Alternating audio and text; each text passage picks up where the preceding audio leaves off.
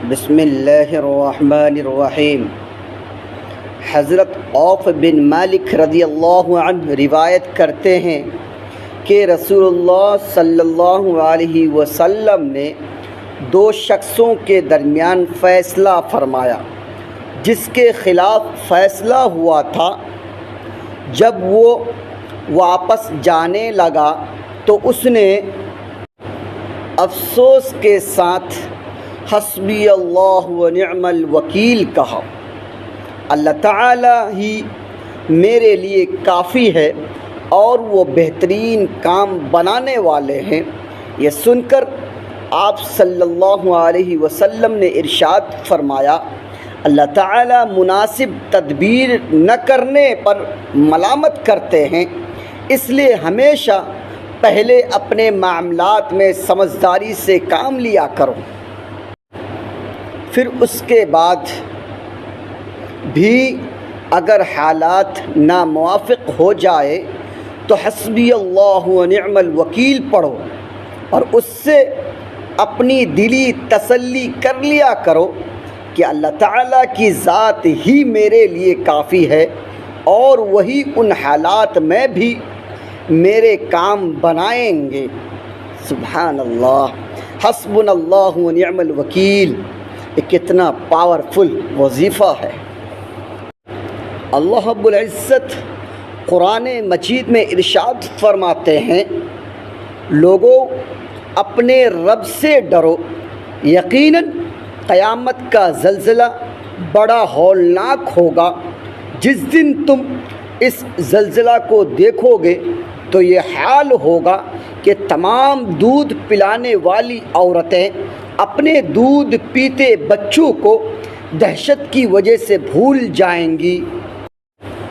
اور تمام حاملہ عورتیں اپنا حمل گرا دے گی اور لوگ نشے کی سی حالت میں دکھائی دیں گے، حالانکہ وہ نشے میں نہیں ہوں گے بلکہ اللہ تعالیٰ کا عذاب ہی بہت سخت ہوگی، جس کی وجہ سے وہ مدہوش نظر آئیں گے۔ اللہ رب العزت تمام امت مسلمہ کو ان ساری چیزوں سے نصیحت حاصل کرنی چاہیے۔ پھر اللہ رب العزت دوسری جگہ قرآن مجید میں ارشاد فرماتا ہے، اس دن یعنی قیامت کے دن کوئی دوست کسی دوست کو نہیں پوچھے گا، باوجود کہ ایک دوسرے کو دکھائے جائیں گے، یعنی ایک دوسرے کو دیکھ رہے ہوں گے۔ اس روز مجرم اس بات کی تمنا کرے گا کہ عذاب سے چھٹنے کے لیے اپنے بیٹوں کو، اپنی بیوی کو،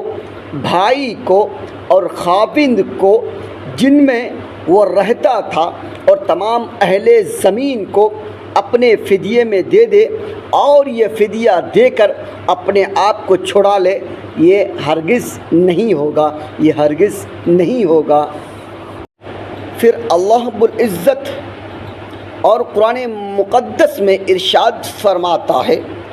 جو کچھ یہ ظالم لوگ کر رہے ہیں ان سے اللہ تعالیٰ کو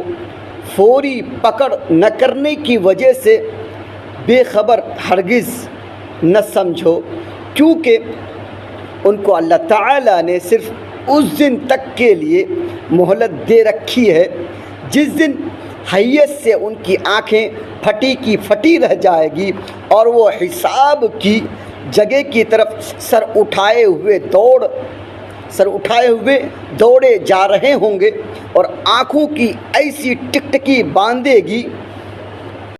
کہ آنکھیں جھپکے گی نہیں اور ان کے دل بالکل مدہوش ہوں گے۔ پھر اللہ رب العزت واضح انداز میں قرآن مقدس میں ارشاد فرماتا ہے، اس دن اعمال کا وزن ایک حقیقت ہے، پھر جس شخص کا پلہ بھاری ہوگا وہی کامیاب ہوگا اور جن کے ایمان و اعمال کا پلہ ہلکا ہوگا تو یہی لوگ ہوں گے جنہوں نے اپنا نقصان کیا، اس لیے کہ وہ ہماری آیتوں کا انکار کرتے تھے۔ پھر اللہ رب العزت اور جگہ میں ارشاد فرماتے ہیں، قرآن مقدس میں طرح طریقے سے بیان فرماتے ہیں۔ اللہ تعالیٰ کا ارشاد ہے، اچھے اعمال کرنے والوں کے لیے جنت میں ہمیشہ رہنے کے لیے باغات ہوں گے جن میں وہ لوگ داخل ہوں گے، اور ان کو سونے کی کنگن اور موتی پہنائے جائیں گے، اور ان کا لباس ریشم کا ہوگا، اور وہ باغوں میں داخل ہو کر کہیں گے، اللہ تعالیٰ کا لاکھ لاکھ شکر ہے جس نے ہم سے ہمیشہ کے لیے ہر قسم کا رنج و غم دور کیا۔ بے شک ہمارے رب بڑے بخشنے والے اور بڑے قدردان ہیں، جنہوں نے ہمیں ہمیشہ رہنے کے مقام میں داخل کیا، جہاں نہ ہم کو کوئی تکلیف پہنچتی ہے نہ کسی قسم کی تھکاوٹ پہنچتی ہے۔ میرے بھائیوں،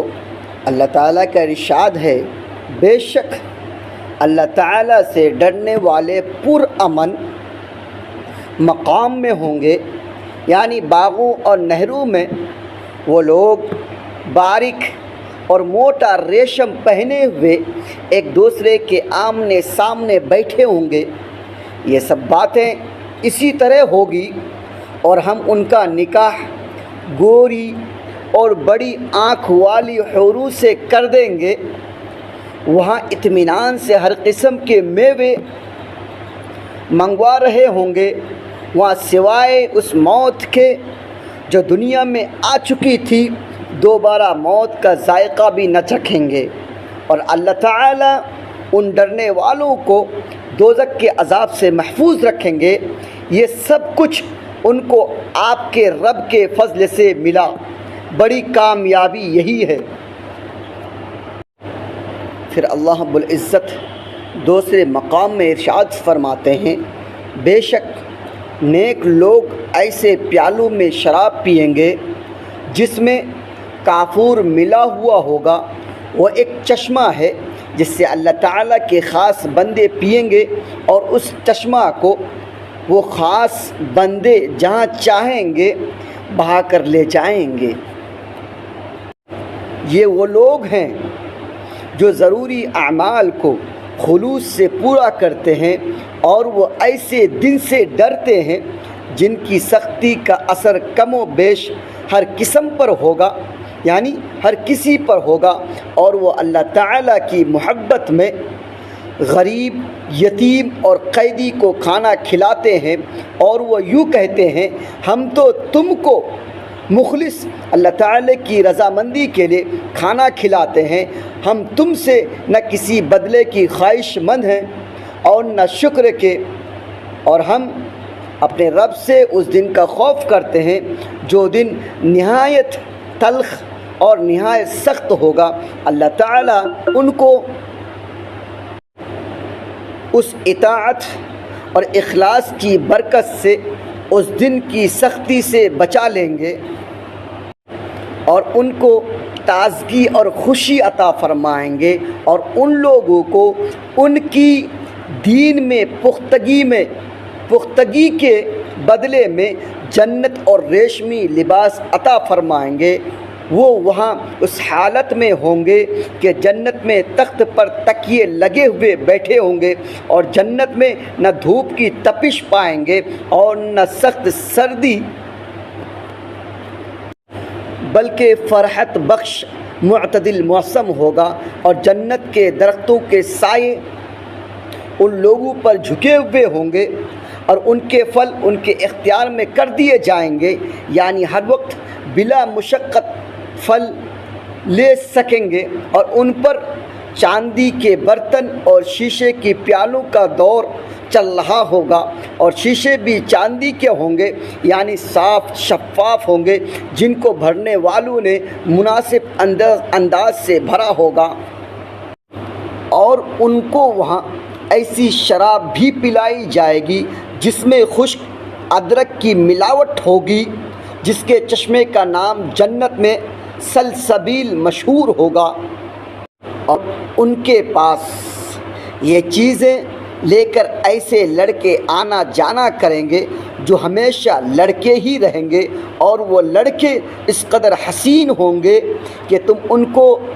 بکھرتے ہوئے موتی سمجھو گے، اور جب تم وہاں دیکھو گے تو بکثرت نعمتیں